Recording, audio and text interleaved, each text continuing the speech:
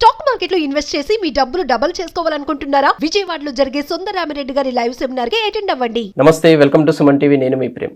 ఇవాళ మనతో ఉన్నారు తోడు నీడ ఫౌండేషన్ ఫౌండర్ రాజేశ్వరి గారు, లైఫ్ కోచ్. ఎన్నో జీవితాలను మార్చి ఇవాళ మన ముందు ఉన్నారు. అమ్మగారితో మాట్లాడి కొన్ని విషయాలు తెలుసుకుందాం. నమస్తే. నమస్తే ప్రేమ్. తెలుగు ప్రజలకి రామాయణం అంటే తెలియని వాళ్ళు ఎవరు ఉండరు, చిన్న పిల్లల నుంచి వృద్ధుల వరకు. అవును. ఒక స్త్రీగా రామాయణంలో మీకు ఏ స్త్రీ పాత్ర అంటే చాలా ఇష్టం? మీరు చెప్పినట్టు రామాయణంలో చాలా పాత్రలు ఉన్నాయి. సీత, సావిత్రి, మండోదరి, ఊర్మిళ, ఇలా చాలా పాత్రలు ఉన్నాయి. నాకు నచ్చిన, అందరూ మెచ్చిన పాత్ర సీతాదేవి. సీతాదేవి పాత్ర అంటే జనరల్గా అందరికీ ఇష్టం ఉంటుంది. అన్నిటికీ మించి అన్యోన్య దాంపత్యానికి ప్రతీకగా సీతారాములు చెప్తారు. వాళ్ళు కలిసి ఉన్నది చాలా తక్కువ సమయం అయినా కూడా ఆ కొద్ది సమయంలోనే ఒకరికొకరు ఎంత అన్యోన్యంగా ఉన్నారు. రాముల వారు ఏకపత్ని వ్రతులు అంటారు. సీతాదేవి ఎడబాటులో కూడా ఆయన మరొక స్త్రీని మనసులో కూడా ఆలోచించలేదు. అటువంటి గొప్ప వ్యక్తిత్వం కలిగిన వ్యక్తి. అయితే సీతాదేవి పాత్ర నాకు ఎందుకు ఇష్టం అంటే, సీతాదేవి భార్యగా, రాముల వారి భార్యగా వచ్చిన తర్వాత ఆయనతో పాటు 14 సంవత్సరాల అరణ్యవాసానికి వెళ్ళిపోయింది, కానీ ఆయన వదిలిపెట్టి రాణివాసంలో ఉండే సౌకర్యాల కోసం లేదు. ఈ రోజుల్లో అయితే నువ్వు పోతే పో, నేను హాయిగా ఉంటానంటారు ఇక్కడ. అలాగా 14 సంవత్సరాలు ఆయనతో పాటు అరణ్యవాసమే చేసింది, కానీ ఆయన విడిచిపెట్టి ఉండలేదు. అది అయిపోయిన తర్వాత ఆమెను ఇంటికి తీసుకొచ్చే ముందు ఎవరో చాకలాడు ఏదో ఒక మాట అన్నాడని ఆవిడని అగ్ని ప్రవేశం చేయించాడు రాముల వారు. అక్కడ నాకు తెలిసినంత వరకు నా మనసులో ఏమనిపిస్తుంది అంటే, అక్కడ ఆవిడ ఈగో హర్ట్ అయింది. అంటే ఆవిడ స్వాభిమానం దెబ్బతింది. రాముల వారికి తెలుసు ఆవిడ పతివ్రత అని తెలుసు, ఆవిడలో ఏ దోషము లేదు అని తెలుసు. అయినా కూడా ఒక ప్రజారంజకంగా పరిపాలించే ఒక పరిపాలకుడిగా ఆయన ప్రజల మాటకి విలువ ఇవ్వాలి. అంచేత చాకలవాడన్న మాట అయినా సరే ఆవిడ నిర్దోషిత్వాన్ని, ఆవిడ సతీత్వాన్ని ఆవిడ నిరూపించుకోవాలి. కాబట్టి ఆయన ఆవిడకి అగ్ని పరీక్ష పెట్టాడు. అగ్ని పరీక్షగా ఆవిడ సిద్ధపడింది. ఎందుకంటే ఆయన పెట్టినటువంటి పరీక్షలో తను నెగ్గితేనే కదా తన యొక్క గొప్పతనం తెలుస్తుంది, తన పాతివ్రత్యం తెలుస్తుంది. అందుకని నిలబడింది. అగ్నిదేవుడు తీసుకొచ్చి రాముల వారికి అప్పచెప్పాడు. అంతవరకు కథ అయిపోయింది. కానీ అక్కడ ఆవిడ స్వాభిమానం దెబ్బతింది. అంటే ఆఫ్టర్ ఆల్ ఒక చాకలవాడి చెప్పిన మాట కోసమని నీ కట్టుకున్న భార్యకే నువ్వు ఇంత పరీక్ష పెడతావా అని ఆవిడ అభిమానం దెబ్బతింది. రాముల వారికి తెలుసు, ఆవిడ కూడా తెలుసు. అయినా సరే అక్కడ ఆవిడ స్వాభిమానం దెబ్బతినేటప్పటికీ ఆ లవకుశులు ఇద్దరిని ఆయనకు అప్పచెప్పేసి ఆవిడ భూదేవి దగ్గరికి వెళ్ళిపోయింది. అంటే పుట్టింటికి వెళ్ళిపోయింది. ఎందుకని పుట్టింటికి వెళ్ళిపోయింది? ఇప్పుడులాగా చేరుకోలేదు, నగలు కొనలేదని పుట్టింటికి వెళ్ళలేదు. అక్కడ ఆవిడ స్వాభిమానం దెబ్బతిని, అంటే ఎన్ని కష్టాలు పడ్డా, ఎంత కష్టతరమైనటువంటి రోజులైనా కూడా రాముల వారితో కలిసి గడిపింది ఆవిడ. ఇంత కష్ట సమయంలో కూడా గడిపిన స్త్రీకి ఆయన ఇలాంటి పరీక్ష పెట్టేటప్పటికీ ఆవిడ స్వాభిమానం దెబ్బతిని వెళ్ళిపోయింది. అంటే ఒక స్త్రీ ఎన్ని కష్టాలనైనా ఓర్చి భర్తతో కలిసి ఉండడానికే ప్రయత్నం చేయాలి.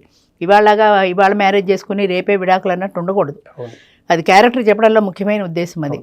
అలా ఉండాలి. కానీ చిన్న చిన్న వాటికి కూడా తట్టుకునే సహనం, ఓర్పు స్త్రీకి ఉండాలి. స్త్రీ చాలా సహనశీలి, భూదేవంతుడు అని చెప్తుంటారు కదా. అంత సహనం కలిగి ఉండాలి. దాంపత్య జీవితంలో ఎన్ని ఒడిదుడుకులు వచ్చినా తట్టుకోగలగాలి. కానీ వాళ్ళ స్వాభిమానం దెబ్బతింటే మాత్రం సహించాల్సిన పని లేదు. అక్కడ మెయిన్ అది. నీ స్వాభిమానం దెబ్బతిన్నంత వరకు ఎన్ని కష్టాలు వచ్చినా ఓర్చుకో, కానీ నీ స్వాభిమానం దెబ్బతిన్నప్పుడు మాత్రం నువ్వు స్ట్రాంగ్గా నిలబడాలి.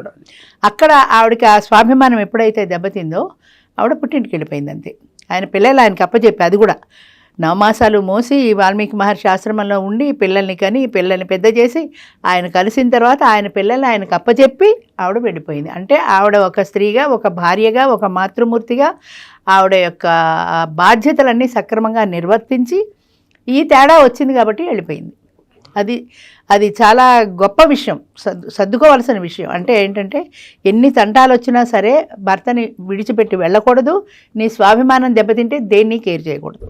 అంచేత స్త్రీ పాత్రగా సీతాదేవి పాత్ర అంటే నాకు చాలా చాలా ఇష్టం.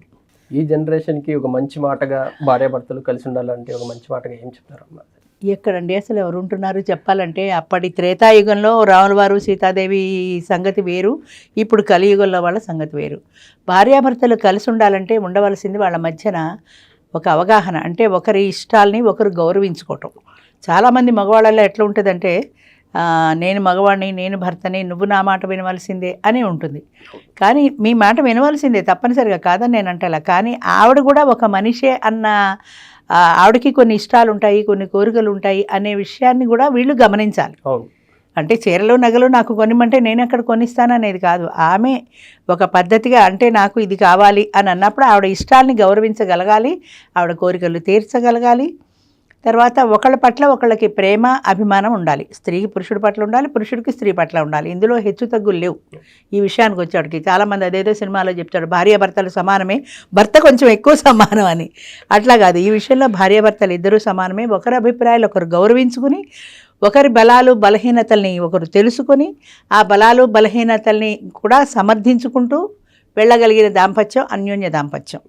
కానీ అలాంటివి ఇప్పుడు భూతద్దం పెట్టి వెతికినా దొరకటం లేదు. ఎందుకంటే మగవాడి ఆశలు వేరు, ఆడదాని ఆశలు వేరు, మగవాడి కోరికలు వేరు, ఆడదాని కోరికలు వేరు, ఎవరి ఇష్టాలు వాళ్ళవి, ఎవరి సామ్రాజ్యం వాళ్ళది. నా ఇష్ట ప్రకారమే జరగాలని కూడా నా ఇష్ట ప్రకారమే జరగాలని ఆయన కొట్టుకునే రోజుల్లో దాంపత్య జీవితానికి అసలు అర్థమే లేకుండా పోతుంది. అలా ఉన్నవాళ్ళు నిజంగా అదృష్టవంతులు. అందుకనే పూర్వం సీత, సావిత్రి, అనసూయ వీళ్ళందరూ పతివ్రతలని చెప్పారు. ఎందుకు చెప్పారంటే వాళ్ళని ఆదర్శంగా తీసుకొని వాళ్ళని ఫాలో అవుతారని. అసలు ఫాలో అయ్యే సమస్య లేదు. అంచేత ఎవరి ఇష్టం వాళ్ళదే. అలా ఉంది. అంచేత అలా అర్థం చేసుకుని అన్యోన్య దాంపత్యంగా ఉండగలిగిన వాళ్ళు నిజమైన భార్యాభర్తలు. అంటే ఈ తరం వాళ్ళకి మీరు ఏం చెప్పాలనుకుంటున్నారమ్మా? ఈ తరం వాళ్ళకి మనం చెప్పేటంతటి వాళ్ళం కాదు. ఒకటి, మనం చెప్తే వినరు. రెండు పాయింట్. అయినా మీరు అడిగారు కాబట్టి భార్యాభర్తల సంబంధం అనేది ఒక పవిత్రమైన బంధం. అది చాలా పవిత్రమైనది. తర్వాత స్త్రీ పురుషులకు వాళ్ళదంటూ ఒక గృహము, వాళ్ళ పిల్లలు, వాళ్ళ సంసారం అనేది ఏర్పడడానికి ఒక ప్రాథమిక సూత్రం లాగా. పెళ్ళి అయిన తర్వాతనే ఇద్దరు కలిసి ఉండడం మొదలు పెడతారు, వాళ్ళ పిల్లలు పుడతారు, వాళ్ళకంటూ ఒక సంసారం ఏర్పడుతుంది. ఆ సంసారం, పిల్లలు, బాధ్యతలు, వాళ్ళని పెంచి పెద్ద చేయటం, ఈ ప్రక్రియ అంతా జరగడానికి వివాహం అనేది మూల సూత్రం.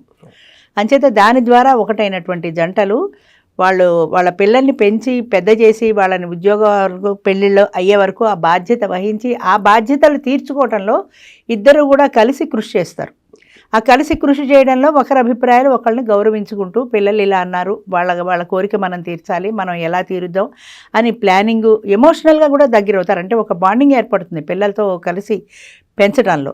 ఆ బాండింగ్ ఏర్పడినప్పుడు దాని ప్రకారం మనం పిల్లల్ని ఏ పద్ధతిగా పెంచాలి, ఎలా వాళ్ళని పెద్ద చేయాలి, ఏ కాలేజీల్లో చేర్పించాలి, ఏ సీట్లు చేర్పించాలి, ఏ కోర్సు చదివించాలి, వీటన్నింటిలోనూ మ్యూచువల్ అండర్స్టాండింగ్ ఉండాలి ఇద్దరికి. నేను డాక్టర్ చదివిస్తాను వాళ్ళు, నేను ఇంజనీరింగ్ చదివిస్తాను వాళ్ళు అంటే అవ్వదు కదా.